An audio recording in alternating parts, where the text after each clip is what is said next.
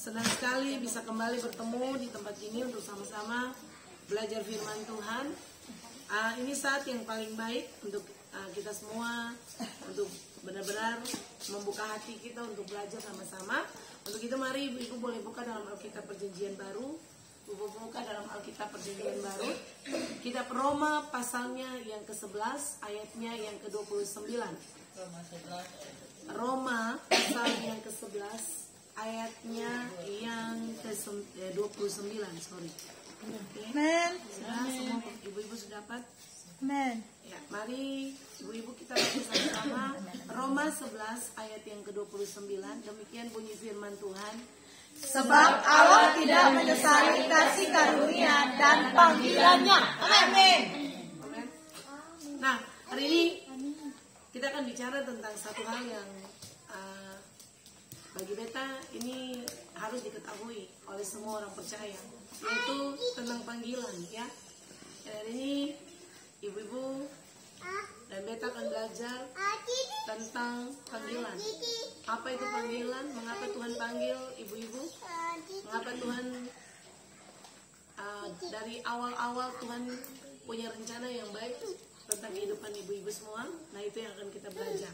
Nah, mari ibu-ibu lihat sama-sama. Kalau ibu-ibu baca firman ini, ibu-ibu akan dapati di situ bahwa Alkitab kasih informasi buat ibu-ibu dan beta bahwa Allah tidak pernah menyesali panggilannya. Allah panggil orang, tidak pernah ada kata menyesal. Amin. Amin. Itulah Tuhan yang ibu-ibu dan beta sembah. Nah, ternyata begini, ibu-ibu. Sejak awal Tuhan yang ibu-ibu dan beta sembah adalah Tuhan yang suka panggil orang. Amin. Ibu-ibu percaya itu bahwa Tuhan itu Tuhan yang suka panggil orang? Ya. Tuhan kita itu gini, Tuhan yang selalu punya inisiatif panggil orang. Sejak awal, ingat waktu Adam dan Hawa jatuh ke dalam dosa, Allah punya inisiatif mencari manusia.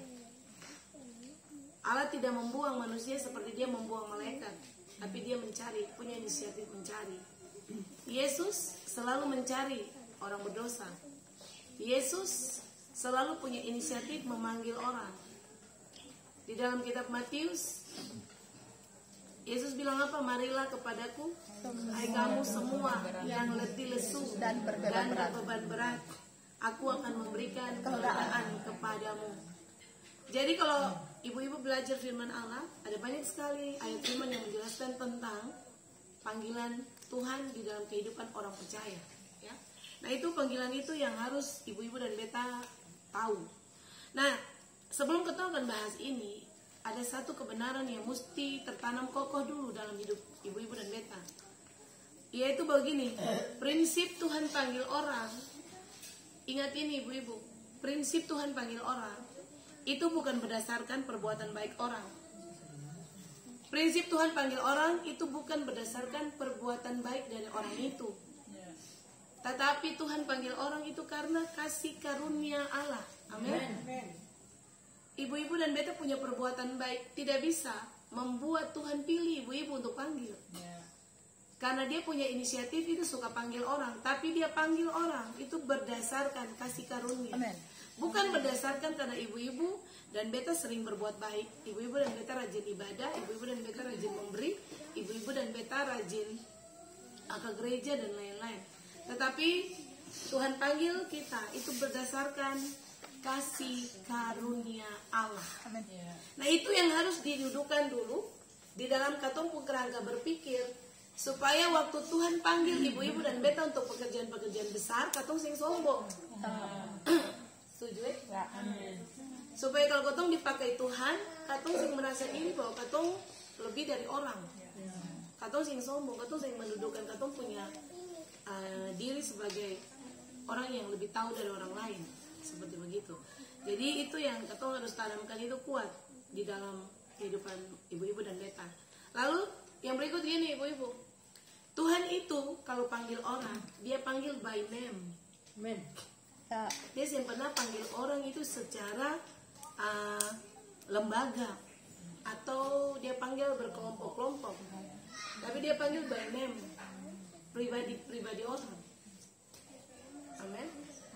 Jadi ibu-ibu mesti tahu begini, panggilan Tuhan atas orang itu by name, atas pribadi orang itu, bukan berdasarkan lembaga. Jadi Tuhan tidak panggil orang itu sebagai lembaga atau dalam kumpulan yang besar, tapi pribadi lepas pribadi.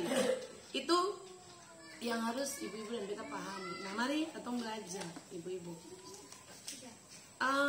Coba kalau ibu perhatikan ayat yang tadi kita baca bersama di dalam Roma 11 tadi, ayat yang ke-29.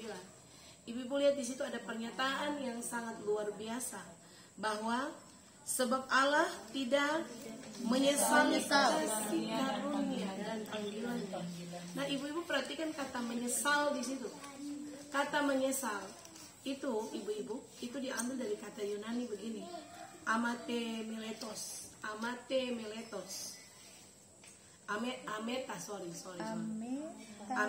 meletos. Sambung ya? Iya, sambung. Ameta meletos. Iya. Jadi kata menyesal, Allah tidak menyesal, itu katanya ameta meletos. Itu kata Yunani. Itu punya arti begini. Punya arti begini, ibu-ibu. Waktu Allah panggil seseorang, Allah tidak bisa berubah pikiran. Ya, dia tidak bisa berubah pikiran untuk menarik kembali keputusan yang sudah dia buat waktu dia panggil ibu-ibu dan beta. Amin. Jadi ingat kata ameta meletos punya arti begitu. Waktu Allah panggil seseorang untuk datang mengikuti dia, dia tidak pernah akan berubah pikiran untuk menarik kembali keputusannya waktu dia panggil orang itu. Ibu-ibu bisa pahami? Maksudnya begini, ibu-ibu. Waktu Tuhan panggil ibu-ibu dan beta, sebenarnya Tuhan tidak pernah bisa berubah pikiran, sekalipun waktu itu Tuhan panggil ibu-ibu dan beta masih kurang ajar. Sorry, beta kata itu. Kata masih paling berdosa. Ibu-ibu dan beta sih bisa. Tuhan tidak seperti begini. Contoh, kita kasih contoh ibu-ibu lebih paham. Waktu Tuhan panggil seseorang dengan latar belakang hidup yang berbeda, lalu dia datang, dia menjalani proses hidup di dalam Tuhan. Latar belakang dia yang sangat-sangat rusak itu tidak membuat Allah membatalkan panggilan itu. Karena dia ameta itu bilang begitu. Dia tidak bisa menyesali lagi atau berubah pikiran lagi untuk membatalkan panggilan itu. Jadi sebenarnya begini, kalau makanya tadi kita bilang di awal, kalau ibu-ibu semua bisa duduk di sini, sebenarnya ini adalah panggilan Tuhan. Orang ibadah itu panggilan.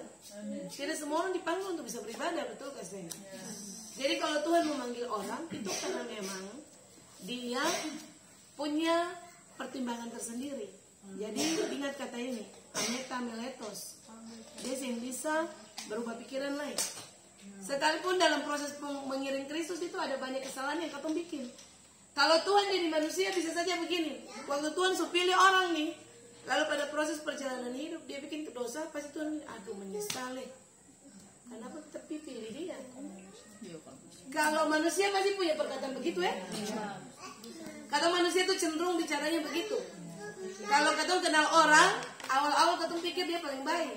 Dalam proses perjalanan tiba-tiba dia mengecewakan, katong bisa kasih kata, aduh menyesal kenapa kenal dia. Aduh beta menyesal mengapa sampai beta bisa ada dengan dia sama-sama. Gitu. Tapi Tuhan sih yang begitu, ibu-ibu, amin. Ameta meletos bilang begini, dia sih yang bisa berubah pikiran lagi. Sekali dia pilih orang itu, saya mau bikin dosa kah? Saya mau hitam putih abu-abu, dia sih bisa tarik kembali keputusan itu untuk membatalkan pilihan itu. Setuju ibu-ibu? Tepuk tangan dulu. Tuhan Yesus. Iya. Sekalipun ibu-ibu dan beta waktu dipanggil masih kurang aja, masih tidak taat, masih berdosa. Dalam proses hidup juga terus berdosa, tapi tidak bisa membatalkan panggilan itu. Itu pengertian pertama dari ameta meletos. Yang kedua, ibu-ibu gini. Yang kedua, Tuhan panggil orang itu begini. Yang kedua begini, arti ameta meletos begini. Waktu Tuhan panggil orang, Tuhan tidak perlu bertobat dulu baru Tuhan panggil orang. Karena Tuhan tidak perlu dia harus bertobat. Karena kata Allah menyesal, ibu-ibu kan lihat di situ kan dia bilang Allah tidak pernah menyesal. Jadi Tuhan itu tidak perlu bertobat, lalu dia panggil manusia. Ibu-ibu tulis dulu, ibu dengan beta jelaskan. Allah tidak perlu bertobat, baru dia panggil manusia. Allah tidak perlu bertobat dari manusia. Dengar di sini, di situ saya ini nanti kita jelaskan. Tulis lalu dengar. Allah tidak perlu bertobat untuk panggil manusia. Iya, jadi bukan manusia yang perlu pertobatan. Allah yang saya perlu bertobat karena dia Allah. Jadi Ameletos. Jadi Ameletos.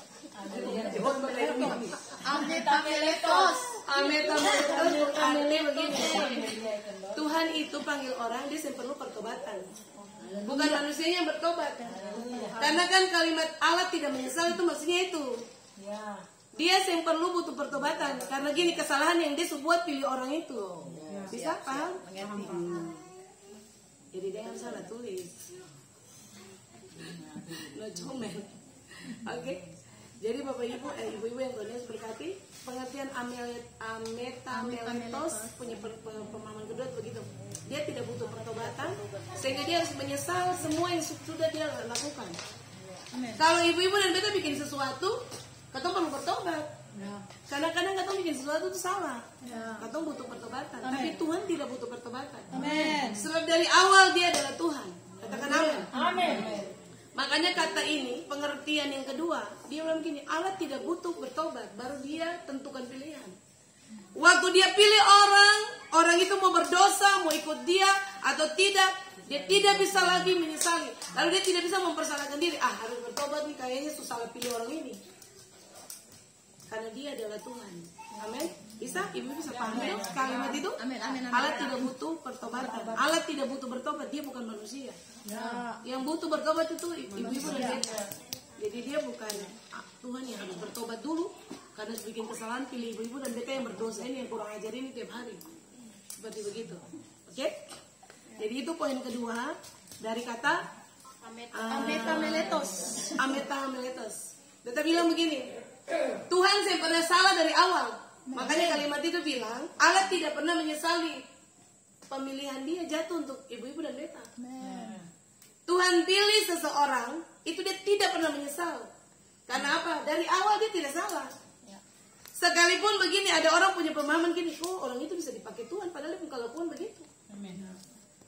Apakah itu harus membuat Tuhan harus bertobat? Tidak bertobat. Tuhan tidak bisa salah. Dari awal Tuhan sih pernah salah, ibu-ibu. Amin. Iya, itu yang kita harus pahami. Lalu yang ketiga, prinsip yang pengertian ketiga tentang ametameletos. Sorry, kata-kata terlalu terputar. Ametameletos punya pengertian berikut tuh begini, ibu-ibu. Waktu Allah panggil ibu-ibu dan beta itu begini, dia pikir baik-baik. Amin. Allah pikir baik-baik, lalu dia punya pertimbangan sudah bulat. Dia pikir akal, pertimbangannya sudah bulat, baru dia ambil keputusan pilih ibu-ibu dan beta. Amin. Jadi tadi beta bilang di awal begini, Tuhan itu tidak pernah salah pilih orang. Karena dia punya pertimbangan, dia punya pikiran sudah bulat, lalu dia menjatuhkan pilihan itu, dan pilihan itu tidak bisa ditarik kembali. Amin. Jadi gini ibu-ibu, setelah ibu-ibu dengan pengertian kata ini, Allah menyesal, ibu-ibu harus memahami begini, betapa hebatnya Tuhan yang katong sembah. Ibu-ibu harus tahu bahwa begini, di hadapan Tuhan Allah yang pilih ibu-ibu dan beta hari ini, katong ini orang-orang spesial di hadapan Tuhan. Amin. Ibu-ibu, kita ini orang-orang spesial. Amin. Makanya biar ibu-ibu itu mau bikin model apapun, karena ibu-ibu dan beta ini sangat spesial, dia pilih khusus. Makanya gini, ibu-ibu dan beta ini sangat berharga di hadapan dia. Amin. Mulai hari ini dengar firman ini, ibu-ibu jangan pernah punya pemahaman bahwa katong ini sebenarnya orang-orang yang tidak ada arti apa-apa, tidak berguna, tidak punya apa-apa di hadapan Tuhan. Dari proses pemilihan awal saja, Tuhan sudah menjatuhkan pilihan yang tepat. Jadi kalau hari ini ada dulu sampai hari ini, harus sadari bahwa di dalam hidup kata orang itu karena Tuhan yang panggil. Amin. Jadi kata yang perlu mendengar orang-orang di luar bahwa ada pemahaman-pemahaman yang berkata bahwa katong ini bikin diri kali kayak orang-orang suci dan sebagainya. Tidak, karena memang Tuhan menjatuhkan pilihan bukan untuk orang yang benar aja, tapi menjatuhkan pilihan itu berdasarkan pertimbangan dia, berdasarkan penglihatan dia, berdasarkan keputusan bulat yang dia ambil. Jadi ibu-ibu dan beta harus pahami itu, supaya waktu ketong berjalan, ketong sangat sadar bahwa hidup ini paling berarti buat Tuhan. Amin. Ketong tidak main-main dengan ketong punya kehidupan. Ketong sangat spesial, sangat berguna di hadapan Tuhan. Dan itu yang Tuhan ajarkan, Tuhan mau untuk ibu-ibu perhatikan. Beta selalu punya bahasa ini, ibu-ibu, kalau ibu-ibu yang awal-awal dengan beta setiap saat, beta selalu punya kata ini bahwa Tuhan tidak pernah menciptakan produk gagal. Amin. Seburuk-buruknya hidup ibu-ibu dan beta, seburuk-buruknya kehidupan masa lalu kita, tapi itu bukan produk gagal. Yes. Karena tadi di awal tadi ibu-ibu ingat itu, Tuhan pilih kita by name. Dia kenal ibu-ibu yang duduk satu-satu. Dia pilih bukan atas pertimbangan manusia. Kalau manusia pilih orang, itu berdasarkan penglihatan manusia. Betul gak sih? Orang selalu punya pemahaman yang dilihat, yang tampilan luar itu yang dinilai orang. Tapi Tuhan Allah pilih orang tuh by name. Ibu-ibu duduk, dia tahu begini, 1 menit ke depan, 1 hari ke depan, 1 tahun ke depan, bahkan seumur hidup kita, dia tahu apa yang harus terjadi. Makanya kenapa Alkitab ajar kita, kalau ibu-ibu cari di Yesaya, betul lupa di Yesaya berapa, itu ada kalimat bahwa Tuhan panggil kata untuk berdasarkan nama. Berdasarkan nama, yang tadi kita bilang by name. Jadi kata nama itu dipanggil satu-satu, bukan berkelompok berdasarkan kata garis keturunan, karena dari keluarga baik-baik, dari orang yang baik-baik, lalu Tuhan panggil yang ada. Karena itu Tuhan panggil berdasarkan dia lihat, dia selidiki, dia amati, lalu dia ambil keputusan. Oh, pilih si Amel. Begitu. Makanya kita bilang gini, ibu-ibu, orang-orang yang ada dalam pilihan Tuhan, itu orang-orang itu adalah ditetapkan dari awal untuk diselamatkan Tuhan. Kalau Tuhan sudah tentukan orang diselamatkan, ibu-ibu lihatnya dalam proses hidup, orang itu bisa melenceng. Tapi karena dari awal dia sudah ada dalam panggilan tertinggi. Nah tadi kita lupa bilang bahwa ibu-ibu harus ingat ini. Panggilan tertinggi dalam hidup ibu-ibu dan beta adalah panggilan ilahi. Panggilan yang Allah panggil. Itu panggilan tertinggi dalam hidup kita. Jadi ibu-ibu dan beta dipanggil, tujuannya ada, nanti itu yang kita akan belajar itu. Oke? Nah mari lihat sama-sama itu pengertian dari Allah, kata Allah tidak menyesal waktu panggil kita. Ameta meletos. Nah yang kedua, ibu perhatikan yang kedua. Alkitab berkata begini, yang kedua dia bilang begini. Allah panggil orang itu berdasarkan kasih karunia. Coba lihat ayat yang tadi ketong baca. Coba perhatikan. Sebab Allah tidak menyesali kasih karunia. Coba sampai di kata itu dulu. Ibu-ibu lihat, kata kasih karunia itu diambil dari kata Ibrani karisma. Tulisannya CHARISMA. Jadi karisma itu, arti kata karisma itu kasih karunia. Ya. Jadi tadi kita bilang CH, Tuhan panggil orang berdasarkan kasih karunia, berdasarkan karisma, bukan berdasarkan perbuatan baik orang, bukan berdasarkan karena ibu-ibu dan beta rajin beribadah, bukan berdasarkan karena ibu-ibu dan beta rajin memberi, bukan berdasarkan ibu-ibu dan beta baik dengan semua orang, tetapi berdasarkan karisma. Kasih karunia, karisma pun pengertian begini, ibu-ibu coba ibu perhatikan. Yang pertama, Allah panggil orang berdasarkan karisma itu begini. Allah panggil orang itu lalu dia kasih hadiah. Karisma itu artinya hadiah. Amin. Jadi Tuhan panggil orang dari awal berdasarkan karisma, kasih karunia itu hadiah. Pemberian cuma-cuma, betul ke sih? Kasih karunia itu kan pemberian cuma-cuma. Hadiah, sebenarnya sesuatu yang layak ibu-ibu dan beta terima. Tetapi karena dia yang pilih, dia yang bisa berubah keputusan atas pilihan itu lagi. Makanya dia kasih hadiah, kasih karunia untuk ibu-ibu dan beta. Amin. Jadi karisma itu adanya, itu hadiah yang Allah kasih untuk ibu-ibu dan beta. Lalu berikut karisma punya pengertian berikut begini. Dia kasih, ibu-ibu kasih karunia, itu tujuannya adalah gratifikasi ilahi. Wow, dahsyat. Dia pakai kata gratifikasi. Gratifikasi ilahi. Nah, pernah dengar kata gratifikasi? Ya. Ibu-ibu tahu kata gratifikasi? Iya, apa? Menurut ibu-ibu gratifikasi? Iya. Pemberian dari atas. Untuk apa? Untuk mencakup semua aspek kehidupan yang ibu-ibu jalani. Jadi Tuhan kasih gratifikasi, kalau dunia kasih gratifikasi untuk hal-hal yang dunia punya. Tetapi kalimat ini, karisma, dia pun arti begini, gratifikasi ilahi itu berarti begini. Semua itu datang dari atas. Dia turun untuk orang-orang yang dipilih. Untuk mencakup seluruh hal yang dia kerjakan. Hebat kesini ibu-ibu.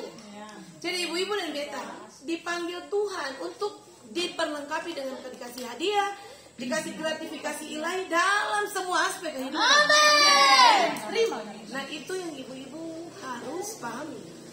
Supaya begini, waktu katong ikut Tuhan itu, katong yang main-main karena katong tahu betapa ruginya kalau katong jauh dari Tuhan. Ya. Kita bilang Tuhan saya akan rugi kalau ibu-ibu jauh dari dia. Dia tetap Tuhan. Tanpa Tuhan ibu-ibu akan mati. Tapi tanpa ibu-ibu Tuhan tidak mati. Jadi ini yang mesti katong bangun dalam katong pun hidup, bahwa katong ini saya bisa hidup tanpa Tuhan.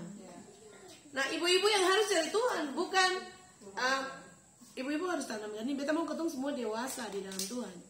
Ikut proses ikut Tuhan itu bukan berarti tidak ada masalah. Semua orang pasti punya masalah. Masalah bisa terjadi dalam katong punya persekutuan, ada gesekan-gesekan, itu biasa terjadi di mana-mana begitu. Namanya menyatukan banyak pikiran itu kan bukan hal yang gampang. Gesekan bisa terjadi dalam keluarga, gesekan bisa terjadi di tempat pekerjaan, itu biasa. Tapi begini ibu-ibu harus ingat ini, bahwa ibu-ibu tidak bisa hidup jauh dari Tuhan. Ketergantungan kita kepada Tuhan itu yang mesti katong jaga. Bahwa kalau katong jauh saja dari Tuhan, katong pasti mati. Begitu. Jadi katong harus tanam itu di katong punya otak, bahwa kalau beta bisa ada sampai hari ini itu cuma karena kemurahan Tuhan saja. Karena memang dia yang pilih dari awal. Kalau dia yang pilih ibu-ibu dari awal, dia kasih tinggal ibu-ibu binasa saja. Tapi karena dia memilih dari awal, tadi beta bilang, dia tidak bisa menyesali pilihan itu.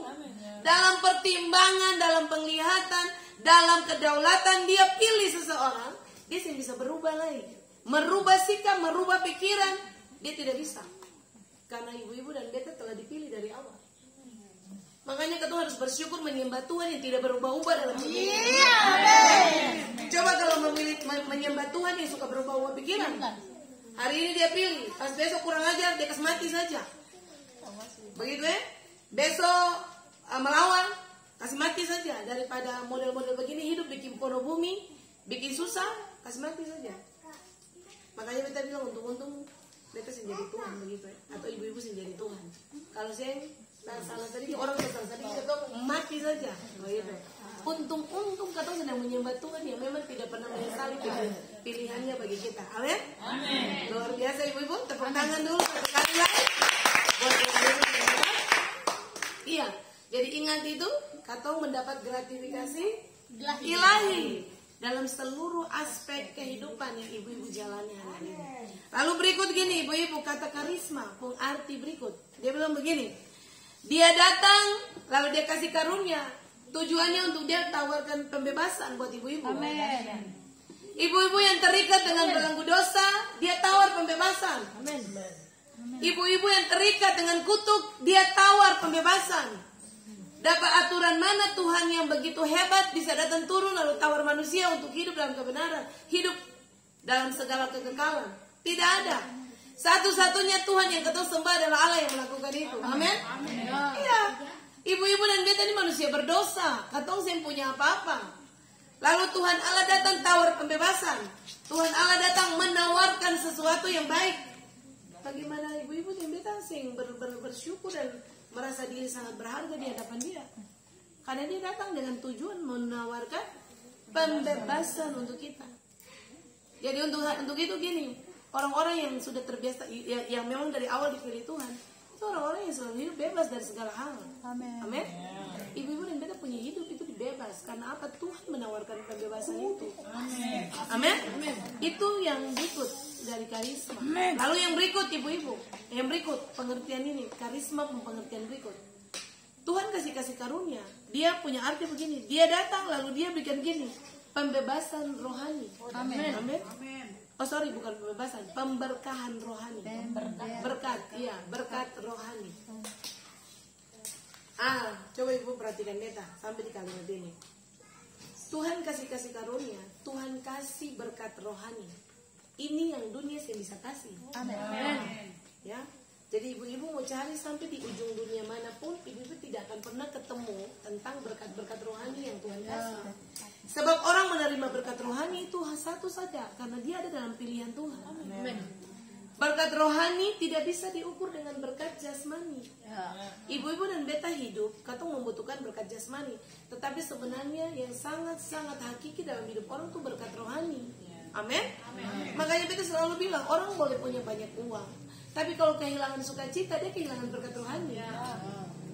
Orang boleh punya semua harta melimpah, pangkat, jabatan, dan kedudukan, tapi waktu dia kehilangan Tuhan yang adalah sumber berkat itu, dia kehilangan segalanya. Jadi katong ini sebenarnya mari di hari-hari katong punya hidup, ibu-ibu beta mau ngajak katong begini. Ini hari terakhir. Ibu-ibu dan beta Alkitab catat begini. Katong sudah hidup di zaman akhir sudah nih. Zaman akhir. Tuhan mau datang nih. Mari katong punya skala prioritas mesti jelas. Amin. Katong susah yang bisa seperti orang yang main di zona abu-abu. Antara hitam antara putih. Tapi katong mesti tarik garis tegas bahwa inilah beta memprioritas hidup. Kalau beta hidup sampai hari ini, beta mau cari Tuhan. Amin. Boleh beta punya pekerjaan, boleh beta punya usaha, tapi namanya Tuhan, beta sih main-main. Karena apa, ibu-ibu? Tuhan tawarkan berkat rohani. Tujuannya adalah supaya ibu-ibu dan beta diberkati dia. Nah? Jadi katong semua sih bikin katong punya satu planning besar dalam hidup begini bahwa kalau beta masih ada sampai hari ini, beta mau cari Tuhan. Apapun boleh terjadi, masalah boleh datang bertubi-tubi, beta sih pusing. Yang penting beta harus cari Tuhan. Itu yang mesti tertanam kuat dalam hidup. Sehingga ibu-ibu ditimpa persoalan, ditimpa badai, ibu-ibu dalam keadaan sakit yang saya bisa bilang, tapi selama Tuhan masih kasih ibu-ibu kesempatan untuk ibu beribadah, beribadahlah dengan sungguh-sungguh buat Tuhan. Amin. Itu yang harusnya menjadi kata orang punya prinsip hidup. Ibu-ibu ingat ini. Hari ini ibu-ibu ditentukan Tuhan masih sehat nih. Ibu-ibu kata saya pernah tahu satu hari ke depan apa yang terjadi dengan ketemu hidup. Ibu-ibu dan beta tidak pernah maha tahu dalam hidup ini. Makanya ibu-ibu beta satu ketika ini kesaksian kita cerita. Satu ketika beta pernah berdoa, tiba-tiba ada pernyataan Tuhan begini. Cari Tuhan selama usia masih sehat. Karena nanti waktu saya sakit itu urusan Tuhan. Kalau masih sehat, cari dia sungguh-sungguh. Cari dalam ketulusan. Jangan cari dengan modus-modus tertentu. Cari supaya katong doa dijawab. Cari supaya katong sehat saja. Cari supaya katong masalah selesai. Itu sih yang diberkati. Tapi cari dalam ketulusan. Cari karena memang begini. Katong memang butuh Tuhan. Kalau tanpa dia, katong sih gak ada apa-apa. Ibu-ibu, amin. Makanya itu yang mesti katong bangun dalam katong punya cara berpikir, cara hidup. Supaya waktu katong ada di dunia mana saja, namanya Tuhan, dia prioritas utama. Amin. Itu yang ibu-ibu harus tahu.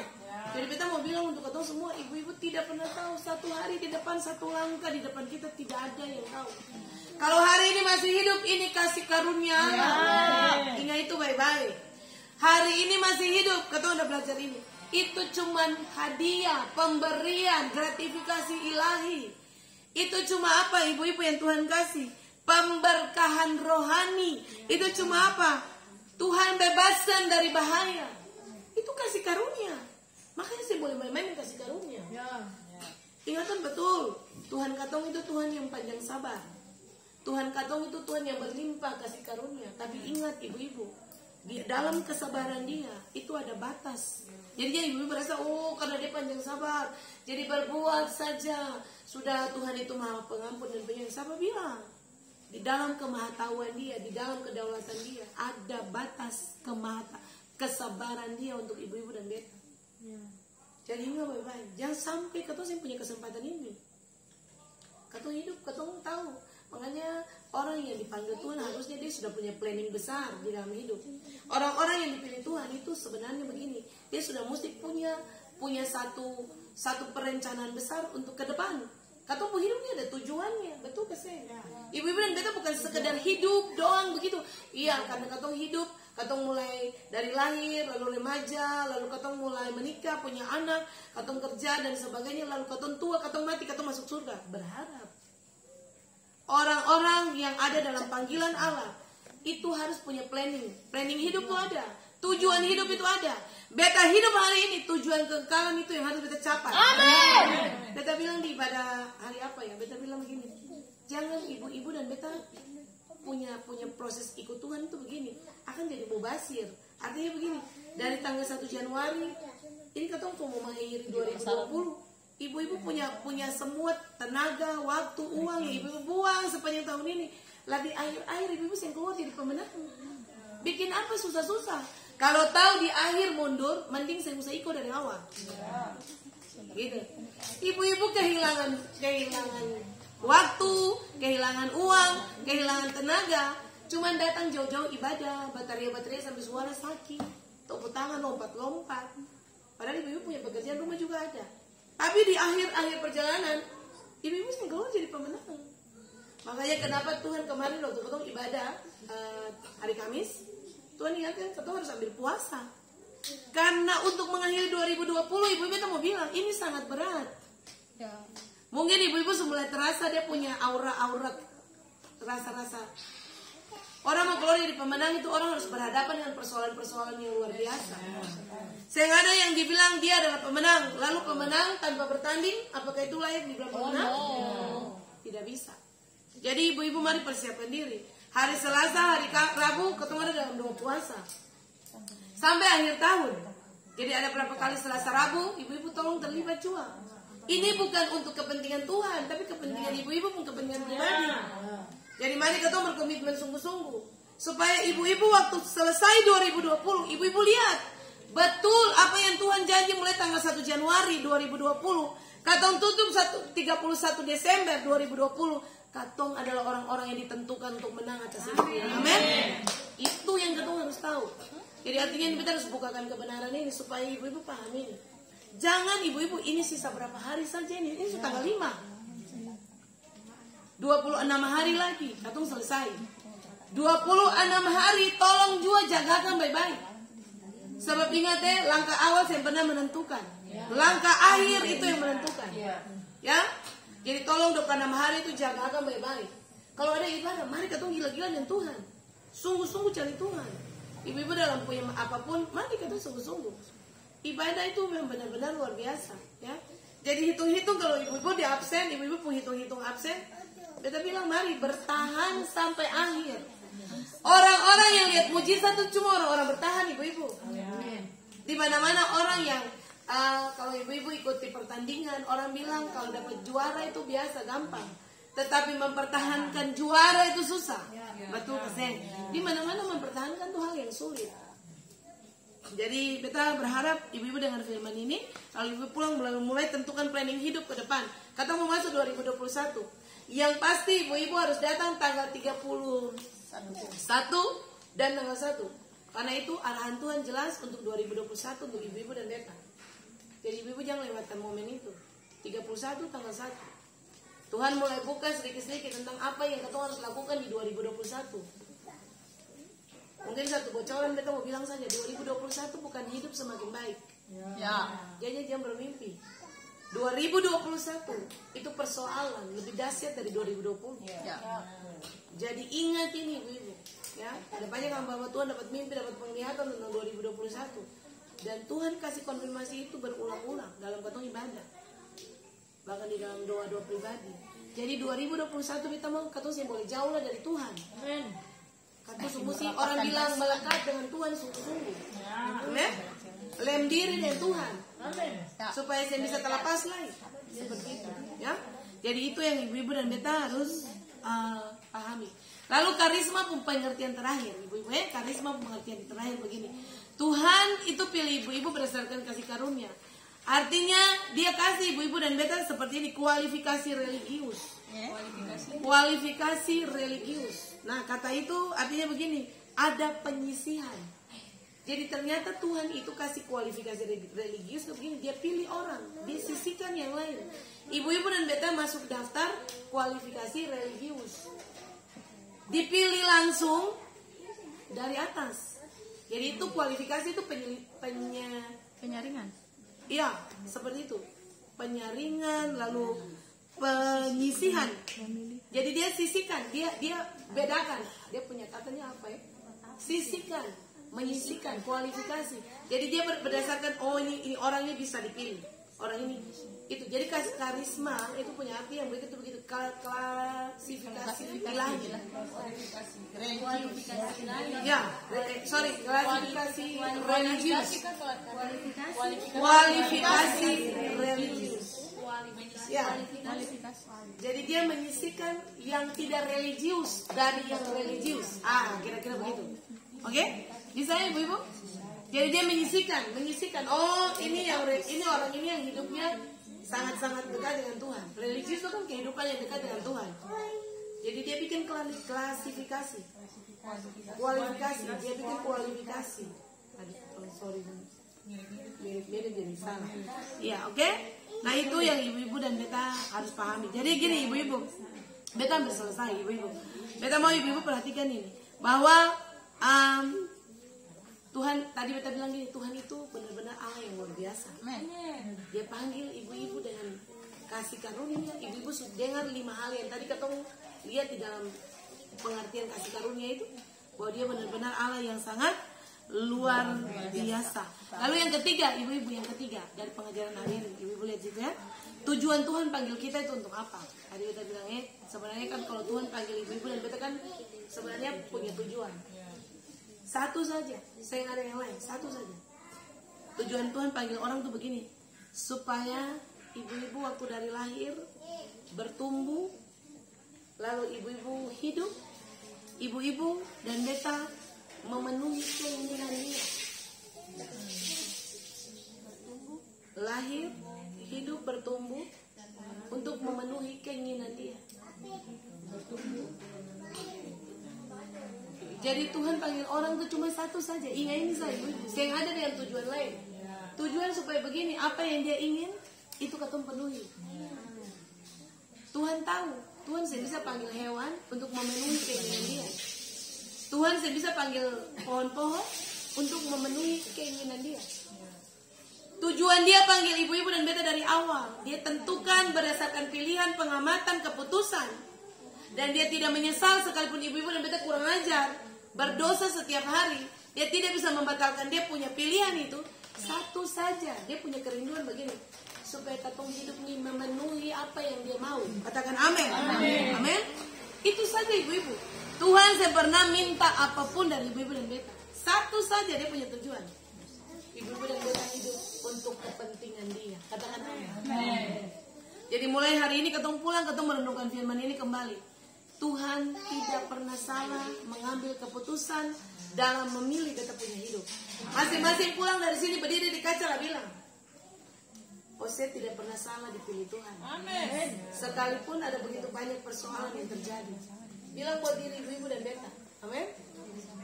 Ibu-ibu lihat lalu ibu perkatakan apa yang ibu-ibu belajar dari firman ini. Saya punya hidup itu spesial di hadapan Tuhan. Hidupmu itu berharga di hadapan Tuhan. Karena dia buat keputusan pilih. Dia bilang sekali di firman ini, di dalam Roma 11 ayat 29. Beta tidak pernah menyesal pilih kamu. Pilih Ose.